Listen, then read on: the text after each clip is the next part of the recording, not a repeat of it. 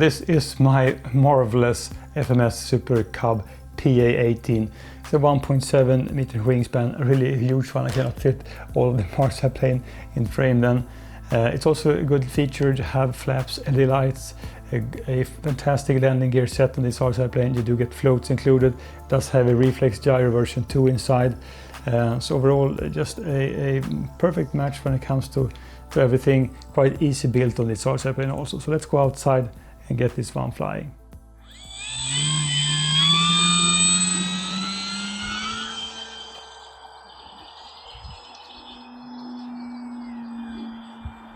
Today I have a 4S 2200 milliamp battery inside this RC plane, and I've only used this type of battery in this RC plane, and surprisingly enough it just flies fantastic on this 4S battery.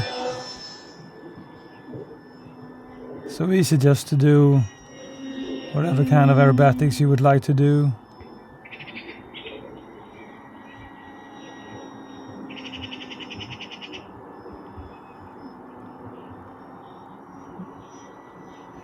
To me, this PA-18 is kind of the most rewarding flying RC planes I've tried.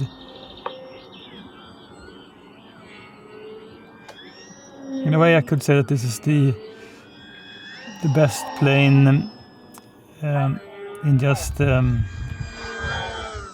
just so well controlled. So it's difficult to just pinpoint it, but it is just a rock solid RC plane. Of course, I tried to do kind of a snap, but I hesitated. So I'm not sure if the snap always works just great with this plane, but surely just to do tight flying or just use flaps for slower flying and touch and goes, then no ballooning. And FMS, they make just great planes, so gas operation is usually just great with these extremely large, I think they are 5.25 inch wheels. They are rock solid, but on grass works great. I think if you would have them on hard surface, this one will bounce a little bit more than I would like.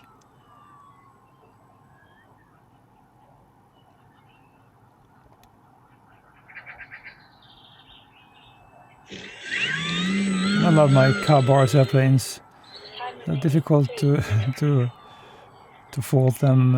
I mean, they're all just great to fly. Yeah, apart from the Skylark J3, I think it's from XK, the A160, which just flew horrible. I think all the other Cubs have been flying good. I had the arrows, I think it was 1 meter, 1.1 meter.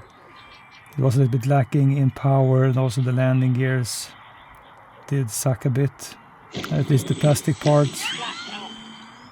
But apart from these two, then all other Cubs have been working just fine and fantastic to fly and fantastic to see in the sky also.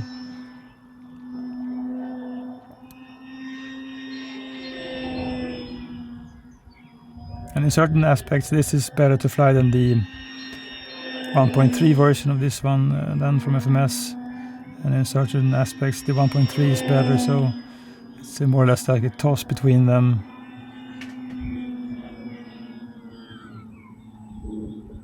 Time remaining 2 minutes.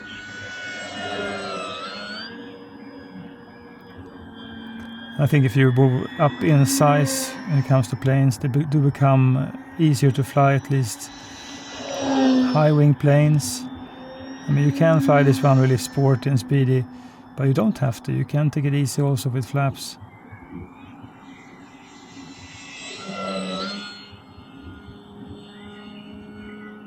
You can even do knife edge things. I'm not the strong thing when I'm flying RC plane. There are lots of tricks, but knife edge is something I have to work on. Landing flaps.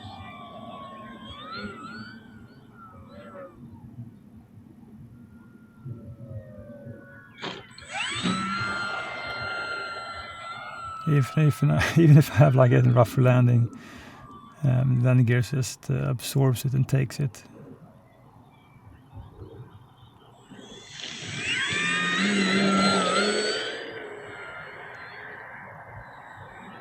And I like to fly all my RSL planes sporty.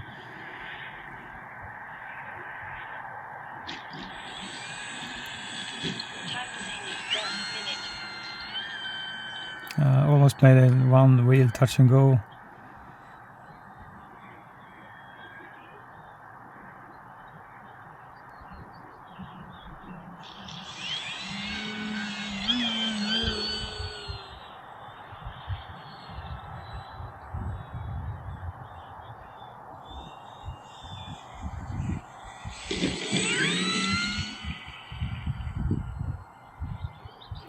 A little bit of breeze today, but this plane doesn't care about wind, just cuts through it. 30 seconds. I'm having a difficult time to see these landing gears ever break. Of course, you can crash this plane just right into the ground, just snap the fuse and everything. But I mean, everything's just metal, and these large wheels also so. Just super solid.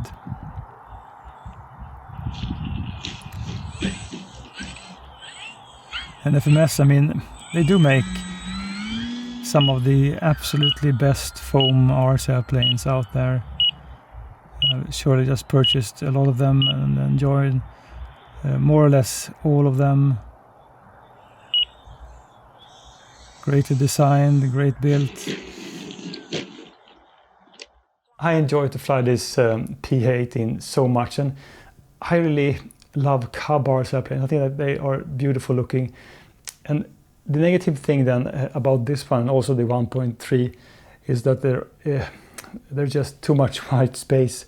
So if you have like nice weather and nice sky, no problem. But if it is like gray or white, I mean, it does become a little bit more difficult just to see where you have the RSL plane. I think there's more of an issue with the like 1.3 than with this one, because this one is such a large RSL plane, so it does have a good presence in the sky. And it's quite surprisingly, I mean, you fly this on a 4S 2200 milliamp battery or larger battery if you like to, like 3200 or something, or 4000.